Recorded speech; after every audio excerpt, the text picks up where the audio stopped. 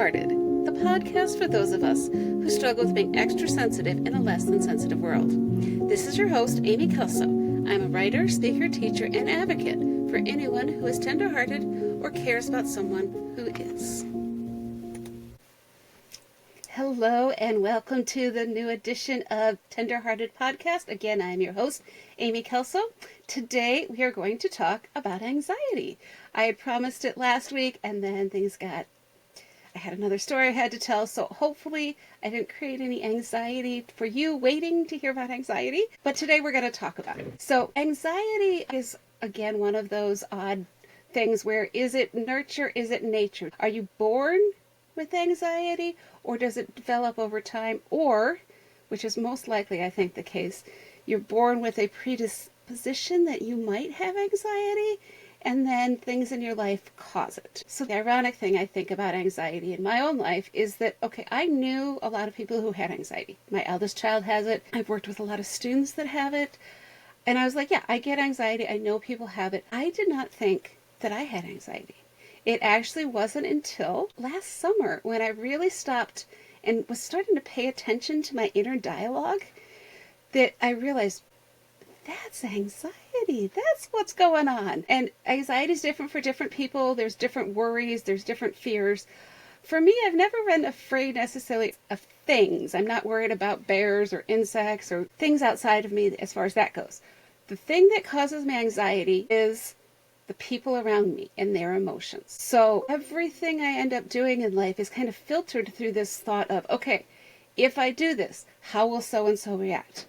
Are they going to think this? Are they going to think that? I got to make sure that they're not getting upset at me. So this dialogue goes on. And as I said, I didn't even realize it was happening. It was so much a part of me until I finally slowed down and listened. I was like, why am I doing this? Why am I thinking so much before I can do anything? It was the anxiety that I didn't even realize I dealt with. Anxiety, kind of like depression, is one of those things where it's hard to know, okay, is this nature or nurture? Are you born with anxiety? Or does it happen because of what happens to you in the world? And my belief for both of those questions is both. I think that we are born with a certain personality.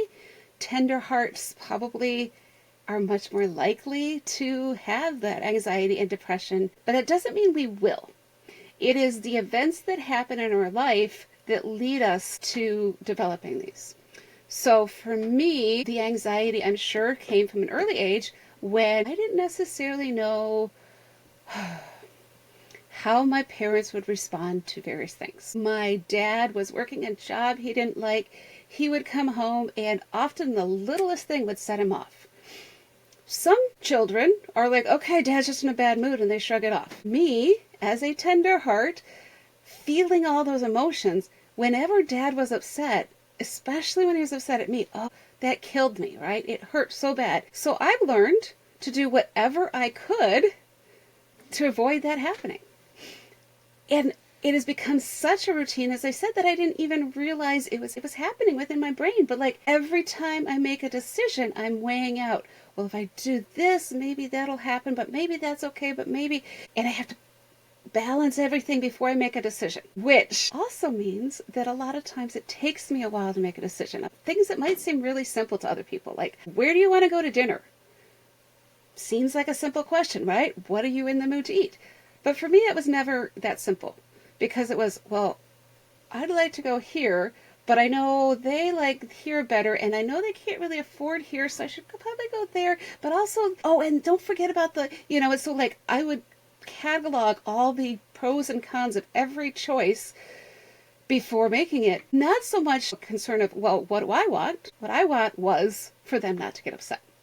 So I would worry about what I did and how it would affect others to avoid confrontation, really. And again, it became such a part of my inner dialogue, I didn't know that I was doing it. So I wanted to share that just to maybe get you guys as well thinking about perhaps you've got some anxiety you don't know about, or maybe you very much know about the anxiety, which is fine either way.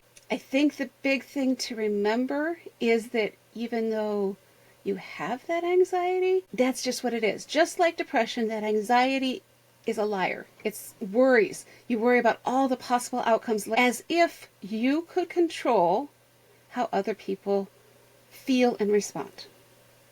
Really what it is, anxiety is a desire to try to control the situation. Often because you're in a situation where you have little control. I didn't know when my dad might get upset because there was no way to tell. I could do everything perfect except for that one little thing that normally he wouldn't even notice, but today that was the thing that would set him off. So it's by feeling out of control, I did what I could to control the situation. But what I really was doing was controlling myself and putting everybody else's feelings above my own. And in the end, it didn't really help because, again, I could try every way to avoid him getting upset. But the one thing that I didn't expect was going to be the one that would happen. So for me, just really being aware of why I'm thinking that way, and that, you know what, it's okay. If you do something and somebody else gets upset about it, that's okay. That's called life. People have feelings. You can't control their feelings. You can't control how they're going to respond to something. All you can do is live your life the best that you can. So I'm slowly working on trying to release some of that anxiety, trying to do what feels right to me without the constant weighing of how it's going to affect everyone around me. My advice to you, if you are a tender heart dealing with this, is to work on that as well. The first step is to stop and really think, pay attention to your thought process and go, oh my gosh, why am I doing this big calculation every time? What's going on? Once you understand why, then maybe start thinking, okay, I don't need to do that. You know what? If somebody gets upset, that's their issue. You don't want to purposely try to get people upset, but you also don't want to spend your whole life walking on eggshells so nobody could possibly get upset, because you know what you're really doing in that case is hurting yourself.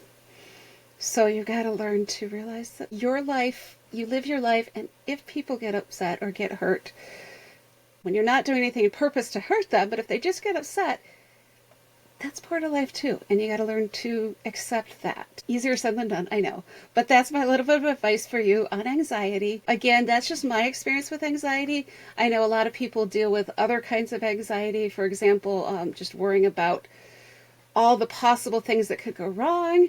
That's a huge one. Like worst case scenario. I think part of the joy of being a tender heart is that you can see all the possibilities, right? We have these great creative minds that we can see all these options. The problem is sometimes we can see the worst case scenario and we think because we can imagine the worst case scenario, that's what's going to happen. Instead of realizing, and this is another thing that I've been working on, is yeah, it is possible that I could be attacked by a wild chicken. I don't know. It's a possibility, right? But the percentage is so low that the time and energy I spend worrying about that is not worth it. So sometimes it's about saying, okay, what am I worried about? What is the likelihood that that's going to happen? And is it really worth the energy worrying about it? And of course, then the question becomes, is anything worth the energy worrying about it? Because it's going to happen or it's not. Your worry probably isn't going to change it. You're just stressing yourself out. So, okay. That's my advice for anxiety. Hopefully that helps. Again, if you have any thoughts, comments, stories you want to tell, feel free to add them to the comments. I'd love to hear from you, and I will talk to you again next week.